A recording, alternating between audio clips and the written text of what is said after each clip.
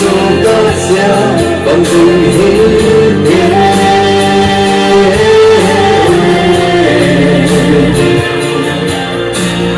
anh lúc nào không trách cái hình mê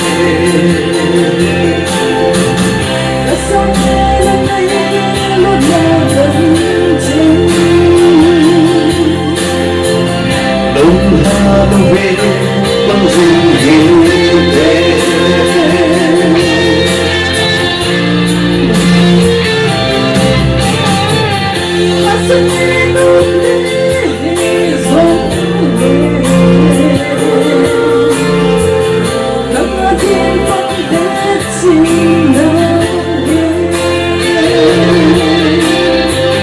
đây sống lần lâu sẽ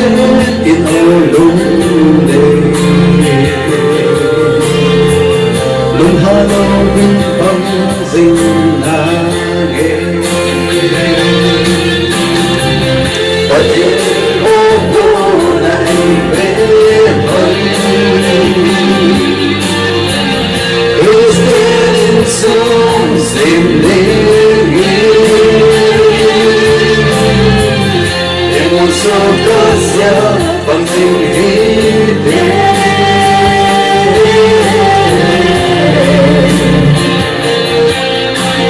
anh lúc nào còn tranh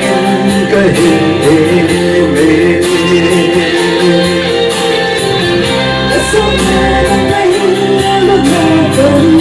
tranh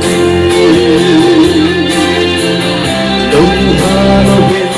bằng tình hiến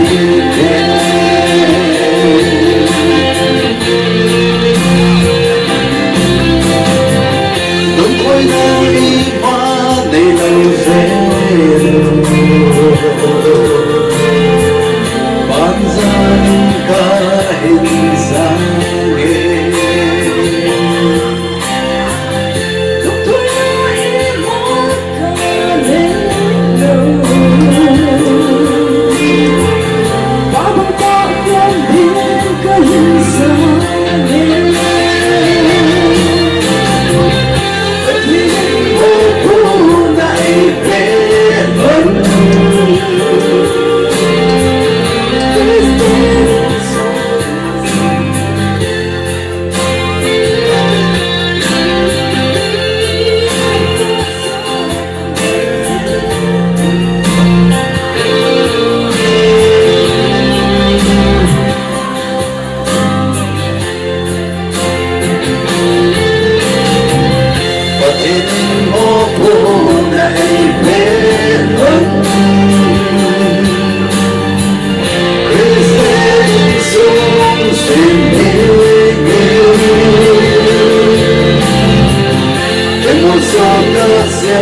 bằng tình hiến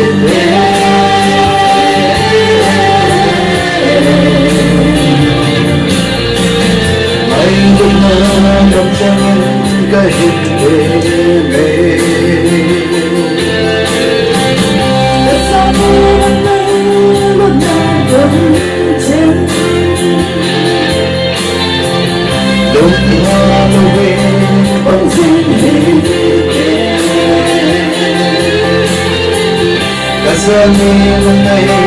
lần nào cầm tranh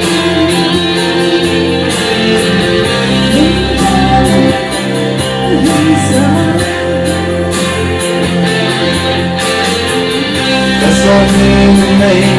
lần nào cầm tranh đông hà đông về bằng tình hiến